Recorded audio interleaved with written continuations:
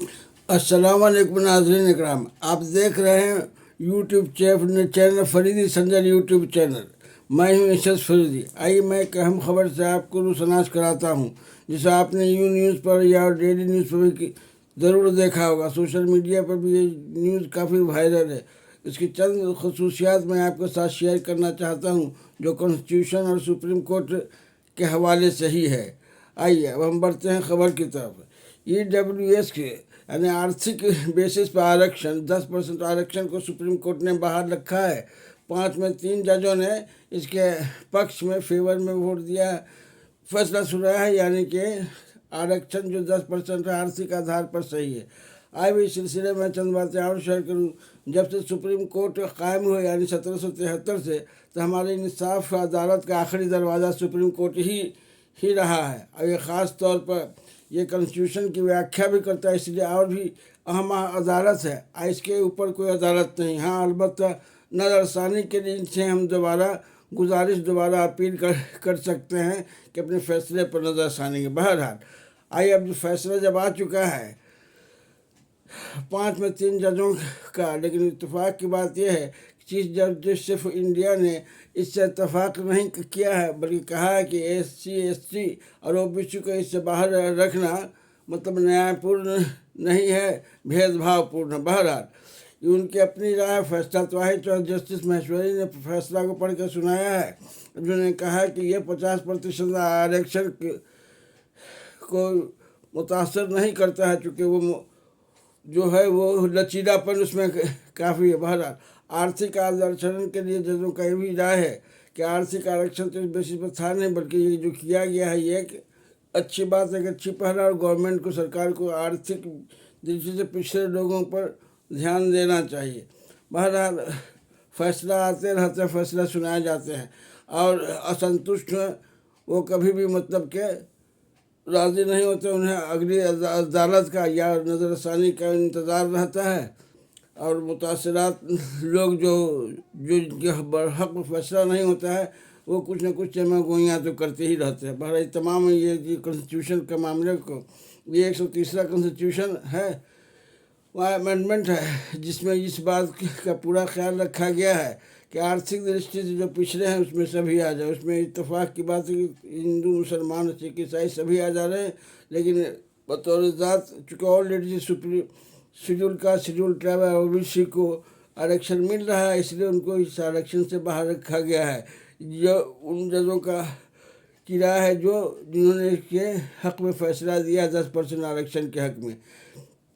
अब रही बात ये कि हमें आरक्षण से मुतल्लिक बहुत से बात खामियाँ में खुद ही क्रीमी लेयर आया, लेकिन उसके बावजूद हम क्या देखते हैं कि जिस विधानसभा क्षेत्र से जो MLA जीते, उन्हीं के बीवी बच्चे या बेटियां या दामाद फ़ायदा उठाते रहते हैं। बल्कि ये होना चाहिए कि जिस परिवार में, यानी कि जिस परिवार का मतलब है जिस भी परिवार में बेटे, माँ बाप या पत्नी या हस्बैंड में से कोई एक शख्स उससे लाभान्वित हो चुका है, तब इससे उस परिवार में यानी उसके बेटा, बीवी, हस्बैंड में से किसी को उस आरक्षण का लाभ न होगा।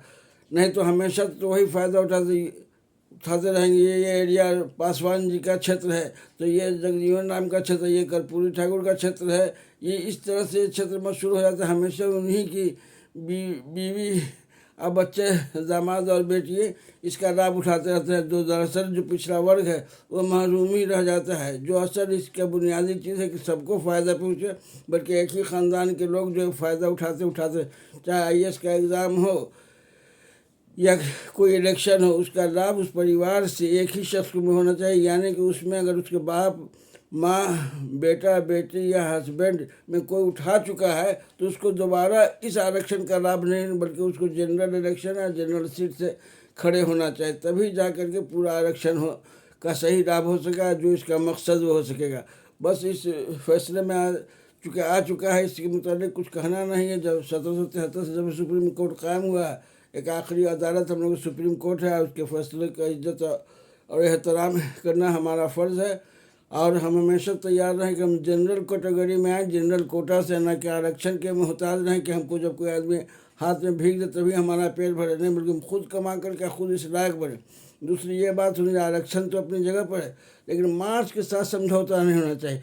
चाहे किसी कैटेगरी को 10% आरक्षण या 50% या 60% आरक्षण हो, लेकिन मार्क्स के साथ समझौता नहीं होना। इसके लिए चूँकि मैं भी कोई जाहिर नहीं हूँ, अगर मार्क्स के साथ समझौता होता है तो कोई एनाटॉमी पढ़ के या फिजियोलॉजी पढ़ के, उसके बाद सिस्टम उसको मालूम नहीं, ब्लड सर्कुलेशन नहीं मालूम, छोड़ दिया करो कि 40 ही मार्क्स तो हमको लाना है, ब्लड सर्कुलेशन और रेस्पिरेटरी सिस्टम या अदर सिस्टम को जाने, चलो एनाटॉमी खाली पढ़ लो, फिजियोलॉजी पढ़ लो, इसी से 40 मार्क्स आ जाएगा।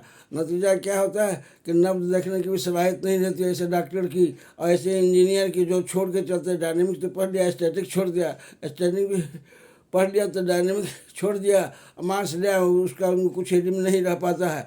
नतीजा ये होता है नट बोल्ट कसने वाली भी नौकरी भी उनको नहीं मिल पाती है, और ये अच्छे डॉक्टर नहीं बन पाते हैं और टॉट बन करके रह जाता है।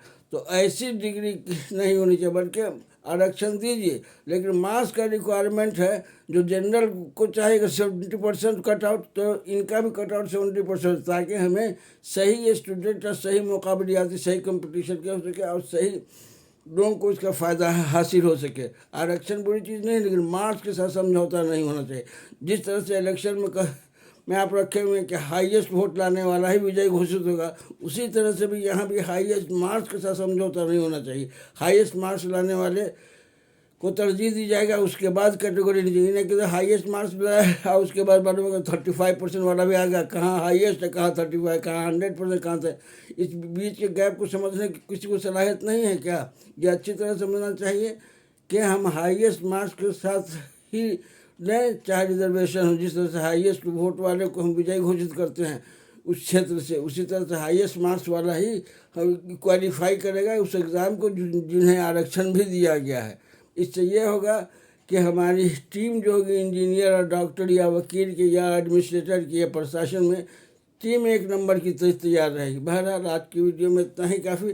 फिर आइंदा मैं आपसे मिलता रहूँगा, अपनी राय देता रहूँगा। ये न्यूज़ जो है हमने जी न्यूज़ के हवाले से आपको साथ शेयर किया है, जो एक अच्छा खासा डिबेट भी है। चाहे तो आप उस डिबेट को भी देख सकते हैं बहुत अच्छे से यूट्यूब पर। जी न्यूज़ के हवाले से हमने आपको उसको शेयर किया, जितनी बातें जो कही उसी के हवाले से। बहरहाल आज के लिए इतना ही काफ़ी। फिर अगले वीडियो में